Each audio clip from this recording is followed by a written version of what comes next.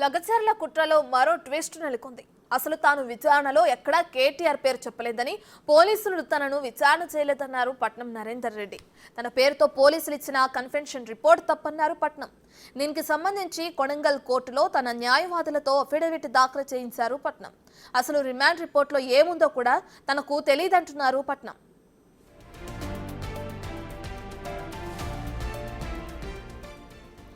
తనపై నమోదైన కేసును కొట్టివేయాలని పట్నం నరేందర్ రెడ్డి హైకోర్టులో క్వాష్ పిటిషన్ దాఖలు చేశారు. జర్లపల్లి జైలులో రిమాండ్ ఖైదీగా ఉన్న నరేందర్ రెడ్డిని న్యాయవాదులు కలిశారు. వారితో అఫిడవిట్ పంపించారు పట్నం నరేందర్ రెడ్డి.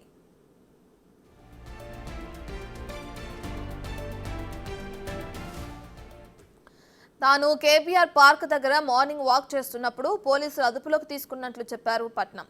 బలవంతంగా కారులో ఎక్కించి వికారాబాద్ డీటీసీకి తీసుకెళ్లినట్లు చెప్పారు. తనను అరెస్టు చేసేటప్పుడు స్టేట్మెంట్ తీసుకోలేదని తెలిపారు. కోర్టుకు హాజరుపరిచే 10 నిమిషాల ముందు కొన్ని పేపర్లపై సంతకాలు తీసుకుంటున్నట్లు చెప్పారు పట్నం నరేందర్.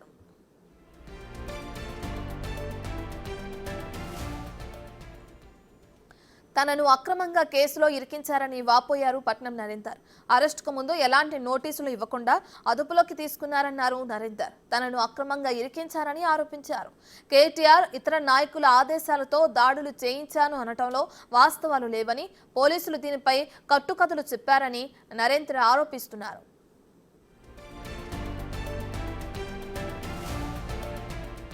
తాను పోలీసులకు ఎలాంటి వాంగ్మూలం ఇవ్వలేదన్నారు పట్నం నరేందర్ రెడ్డి.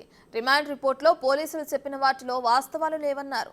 తన స్టేట్మెంట్ను పరిగణలోకి తీసుకుని విచారించాలని కోర్టుకు అఫిడవిట్ను అందించారు నరేందర్ రెడ్డి. మరోవైపు నరేందర్ రెడ్డిని 7 రోజుల కస్టడీకి ఇవ్వాలని కోరుతూ పోలీసులు వికారాబాద్ జిల్లా కోర్టులో పిటిషన్ దాఖలు చేశారు. దీనిపై సోమవారం విచారణ జరగనుంది.